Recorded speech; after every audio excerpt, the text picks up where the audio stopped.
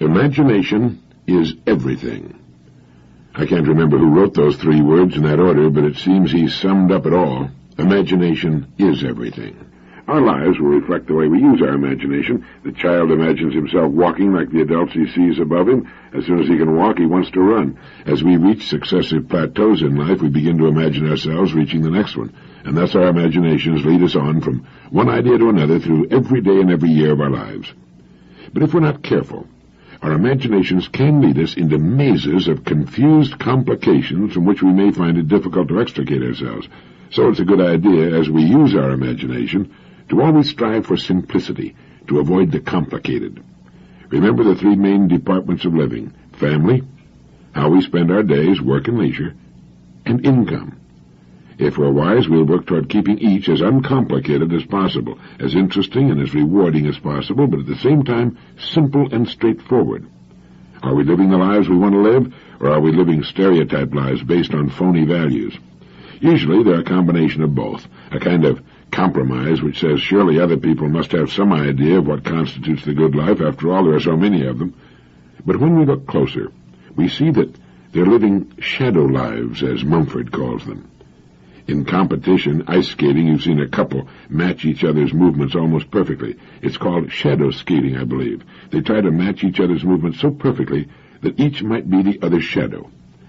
In any sort of neighborhood, you will tend to find people living much the same way. Their homes, landscaping, furnishings, and lives are typified, if by anything at all, by an almost total lack of imagination. Imagination, like anything else, needs fuel for production. You can't have something from nothing. Thomas Edison said, "I'm a sponge. I want to know the answer to everything." With his great lifetime inventory of information, he could assemble an incredible array of new combinations and permutations. Electric light is a combination of elements, and so is any good idea, or any bad idea for that matter. Most of us make the mistake of not asking why. Why do I live here, in this house, rather than in some other house? Why this life instead of another life? Why this work instead of other work? Why these rewards instead of others? Now, this doesn't mean we'll change anything necessarily, but at least we'll be living lives that have been examined and found to be to our personal liking.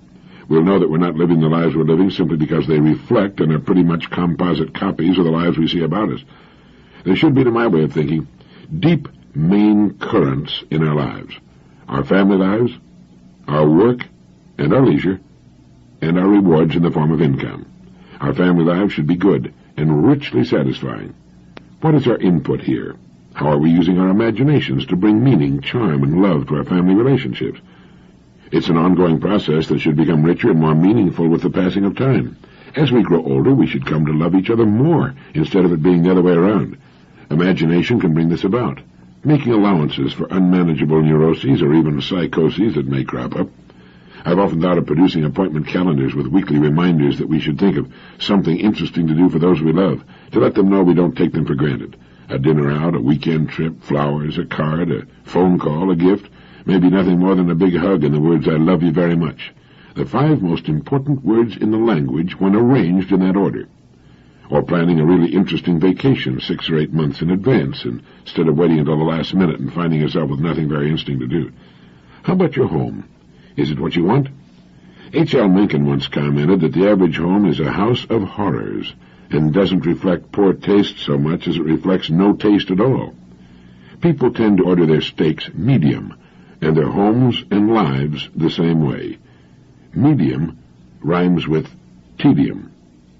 The family is the most important part of the life of most of us.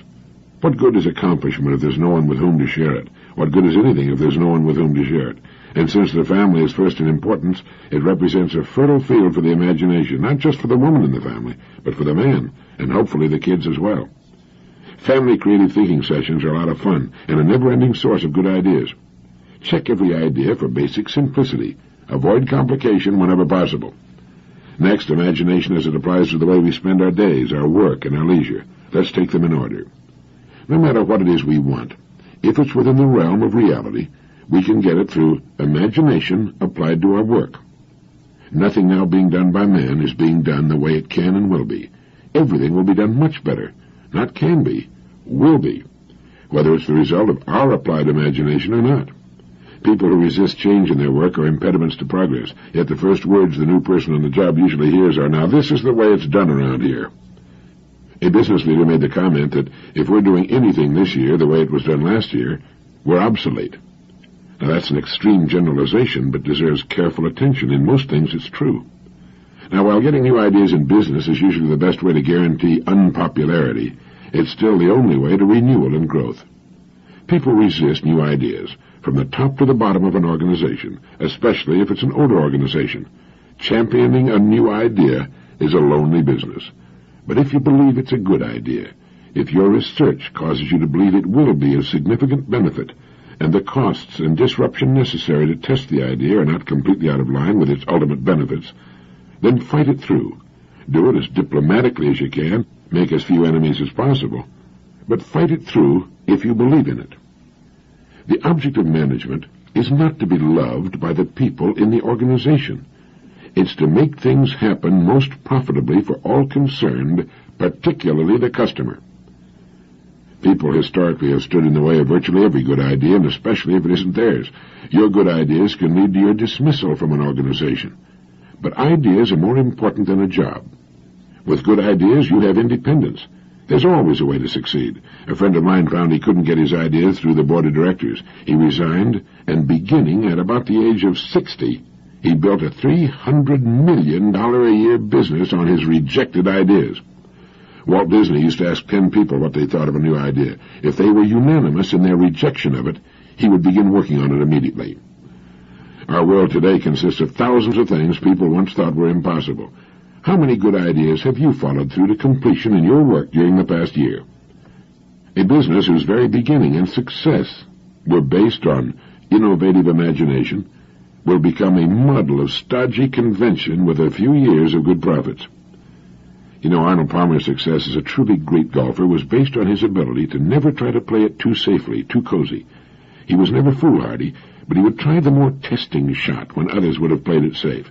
He lost some tournaments as a result, but he won a great many and achieved world fame and respect, too.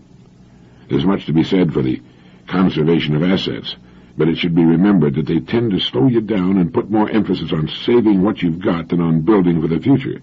Of course, there's a happy balance between conservation and innovation that should never be lost sight of. Ask yourself, what business am I in? What is its purpose? How does it contribute to the well-being of mankind? And how can I make it better? Not how can we produce more necessarily. We have almost overproduced ourselves into a world junk pile. In trying to produce more and more, many businesses have lost sight of real quality. Quantity became the god, with a small increment of profit on mountain ranges of units, gadgets, shiny junk that fell apart when the purchaser got it home, knobs that broke or fell off, buttons that came off, toys that couldn't stand the strain of being unwrapped. Towering mountain ranges of shiny, worthless junk, none of it worth our time, let alone our money. There's a rapidly growing avant-garde that will one day represent the majority of the population that is determined to buy quality, and they'll go to any country to get it. We can satisfy this growing, discriminating market now and in the years ahead. Many of our fastest-growing companies are proving it, but it means going back to the old verity. Quality first, quantity second. Both can be achieved through human imagination, the most incredible agency ever to appear on Earth. It all comes back to what we want, and, more importantly, what we want to be as persons. A good profit and a steady growth is all that we need in business. We don't have to shoot off the top of the page. But the chances of truly spectacular growth are better via quality through imagination than through quantity for quantity's sake. It makes no difference whether it's a yo-yo or an automobile. Over the long haul, quality will win out. If the size must be reduced to maintain price and improve quality, we should make it smaller. There's always a way through imagination. You know, each of us has a gold mine between his ears. If he fails to mine the gold, well, that's his business. But it's there, all that we could want, and much more. Now, as to input, we should never stop building our store of information. We can never get an idea without raw material, which is information and application. If there's real talent there, too, so much the better. But talent has a way of developing with hard application, daily application, perspiration, long hours of study and deep thought. Become a sponge for information that applies to what you do. Read everything you can find on the subject. Build a fine library of books that are filled with the ideas of others on your specialty, whatever it may be. You know, my wife is a great cook. She must have 30 cookbooks. People who say they're great cooks without ever reading the ideas of others are kidding themselves. I know a writer who refuses to read the works of other writers. He's never amounted to much. Great painters have always learned more from other painters than they did from nature, and they still do. Somerset Maugham laboriously copied the style of writers he admired. I mean, he would sit and copy page after page of the actual words they wrote, so that he could learn how they wrote. He then wrote the stories he wanted to write, with a marvelously finished skill.